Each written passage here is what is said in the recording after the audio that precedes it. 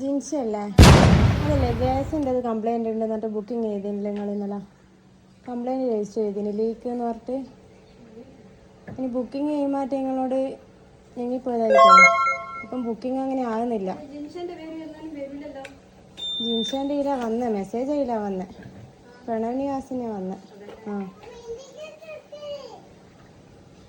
നിങ്ങളൊന്ന് അല്ലല്ല, നിങ്ങളൊന്ന് ഫോൺ നോക്കിയാട്ടെ.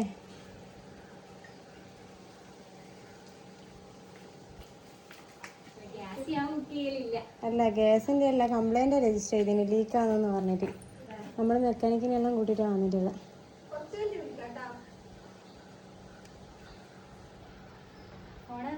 ആ ഫോൺ നോക്കണം.